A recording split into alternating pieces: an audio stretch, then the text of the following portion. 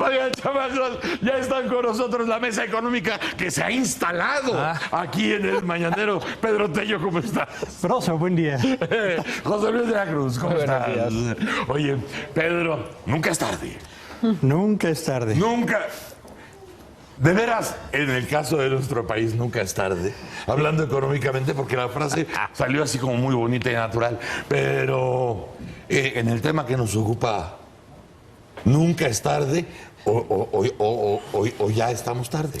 Yo creo que tenemos rezagos muy importantes, desde la atención de problemas de pobreza hasta la articulación de una estructura económica sólida y con infraestructura moderna para lanzarnos a la competencia con un mundo que está avanzando muy rápidamente. Pero no creo que sea todavía tan tarde como para sentarnos solamente a hacer una suerte de revisión de los desastres que hemos acumulado en materia económica y social. Y eso es parte de lo que la revista The Economist ha sacado recientemente al hacer una suerte de balance sobre lo que ocurre en México. ¿Y qué hacen? ¿Enseñan o muestran alguna luz de lo que sí se puede hacer? Fíjate que ellos establecen, a partir de la revisión del México de hoy y de la precisión de que hay prácticamente dos Méxicos, uno moderno que avanza rápidamente y otro que se está rezagando, tecnológica, social, educativa, etcétera, señalan que México es un ejemplo de esos países donde no basta solamente tener estabilidad macroeconómica o la inflación bajo control y las finanzas públicas también perfectamente controladas. Dicen también que México es un ejemplo de esos países en los que no basta hacer reformas importantes como la energética, como la de telecomunicaciones, etcétera, porque para resolver los problemas y los rezagos que se han acumulado, tendría que pensarse, de acuerdo con esta revista, en avanzar por tres vías fundamentalmente. Primero, dicen, es importante urbanizar a la población mexicana, porque aquellos que viven todavía en el medio rural es difícil hacerles llegar servicios de salud, de educación y de infraestructura básica.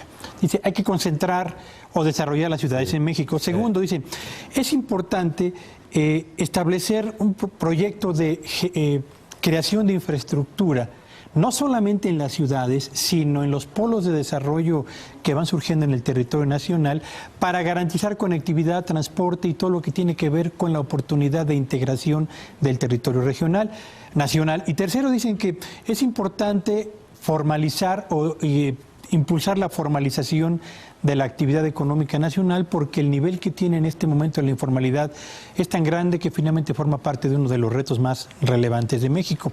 Son las tres lecciones que se desprenden de este artículo, y bueno, pues solamente habría que recordarle a quienes nos ven y nos escuchan que México es un país donde coexiste uno de los hombres más ricos del mundo, con más de 50 millones de mexicanos sumergidos en una condición de pobreza.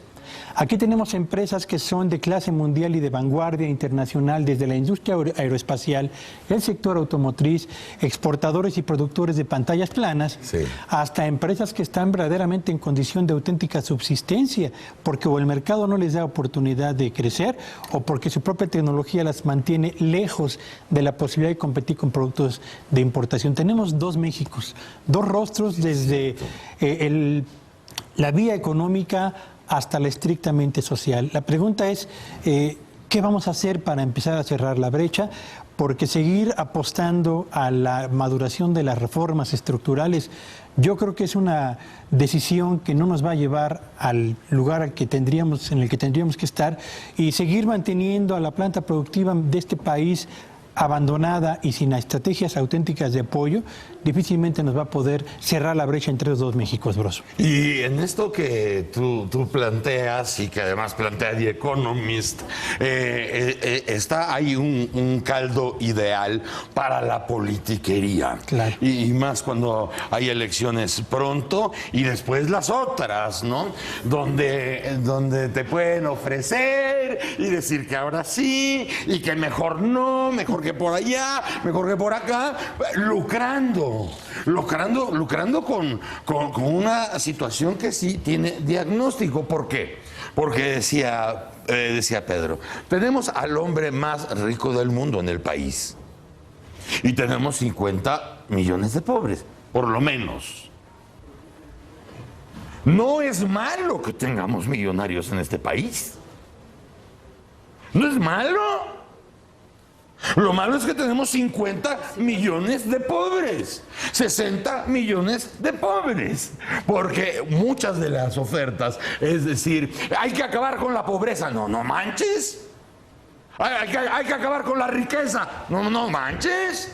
¿Cómo lograr evadir todas estas puertas falsas que se nos van a ofrecer para llegar a decir, oye, tenemos que encontrar un punto medio donde todo el mundo pueda convivir sin rencor, sin odio, sin desgaste y tratando sintiéndose en la oportunidad de crecer?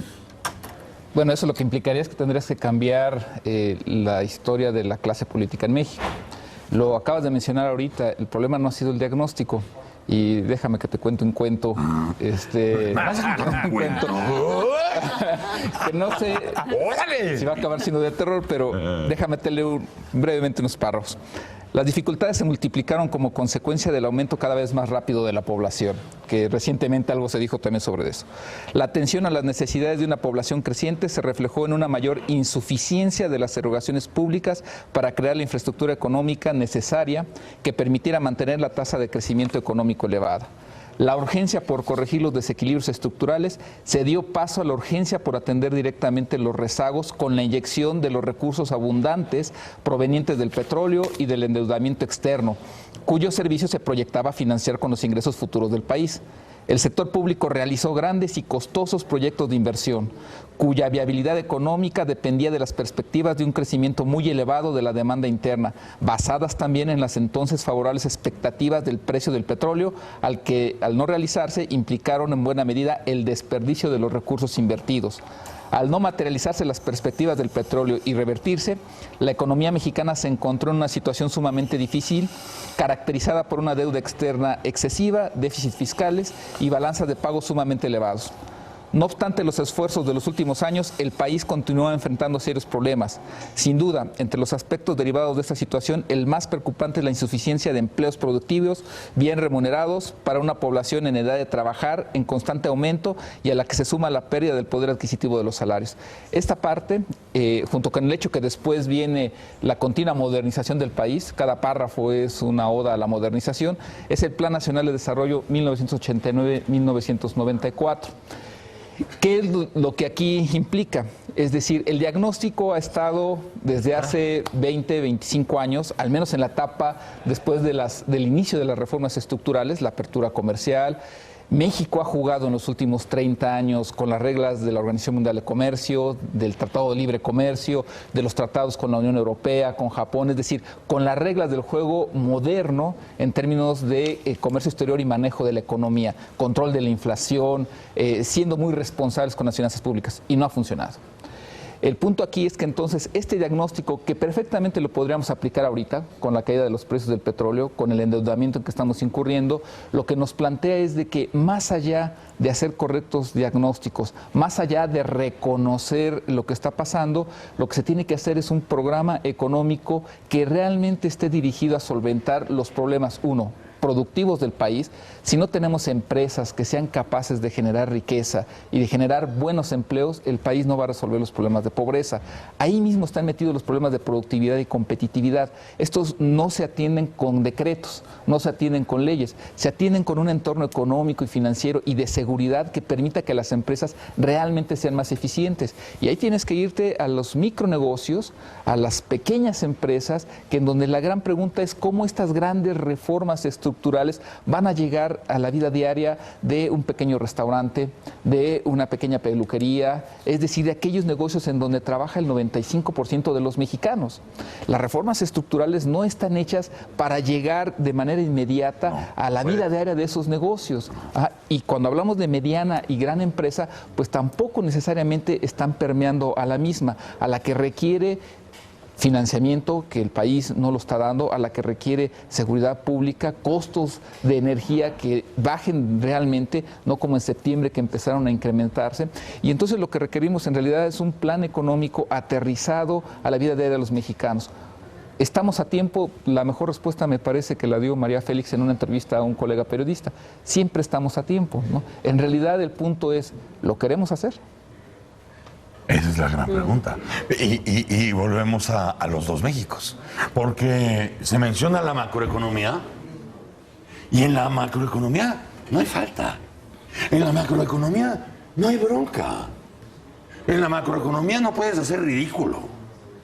La macroeconomía es tu vínculo con el mundo y cómo se te ve y dónde te presentas. Ahí no puedes andar con vaciladas, porque además se está hablando de los grandes capitales del país y ahí no vas a tener resbaloncitos, ¿no?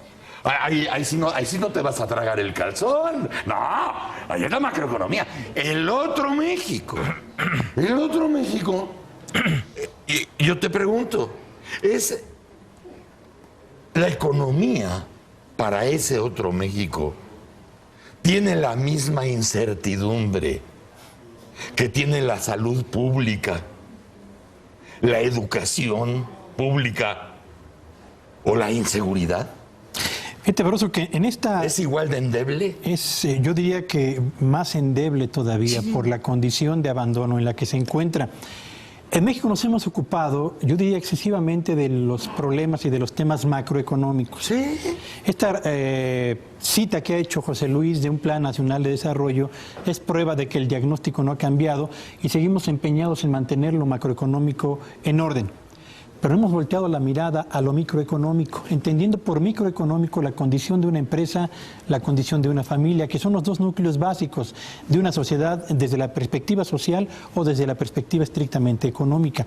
Es tiempo de ocuparnos del cuidado de lo macroeconómico al impulso a lo microeconómico. Y esto último se logra solo, como lo comentaba José Luis, a través del diseño de una auténtica estrategia que se ocupe de atender los problemas y retire todas las barreras que impiden el avance de lo microeconómico, las empresas y los hogares en sentido estricto, Barroso. Es muy impresionante y muy impactante que tengas las condiciones dadas a lo largo de los años, porque además no ha cambiado, el diagnóstico no ha cambiado mucho. Muchos dirían, con orgullo, dirían, oye, dentro de nuestro país está el hombre más rico del mundo, o uno de los más ricos del mundo. Y ese orgullo, por la situación de tu país, pues casi te da pena decirlo, porque tienes 60 millones de pobres y al mismo tiempo tienes un capital de ese tamaño concentrado en una persona o en 20 familias o en 60 apellidos. El problema que tenemos aquí es que esa es la historia de México. La historia de México es una historia en donde hay una fuerte oligarquía. Fue la causa de la revolución. 100 años después tenemos las mismas condiciones y entonces todo el avance de las ciencias sociales, de la economía, no nos ha bastado para resolver el mismo problema de hace 100 años. Está muy cañón. Es un círculo vicioso del que parece que no queremos salir. Bueno, pero además ya, o por lo menos nos debe quedar claro que a nadie le conviene esta desigualdad, ni siquiera a los que más tienen. No es negocio. Por supuesto. No es buen negocio. Mientras más clase media haya, pues es mejor para todos. Es bonanza. Mientras menos informalidad exista, también habrá oportunidad para una mayor cantidad de mexicanos. Pero ni la pobreza ni la informalidad ceden en este país. Parece que siguen avanzando. Hijo. Muchas gracias. Broso, buenos días. Muchas gracias. José Luis, muchas gracias. Señora. Gracias. Muy amable. Gracias, doctor. Excelente día, señor. Oigan, chamacos, sin remedio, mañana estaremos con ustedes, sí, ¿verdad? A las 6:30, por Foro TV, lo quieran o no. Si tienen tele, ahí se ven. ¡Órale!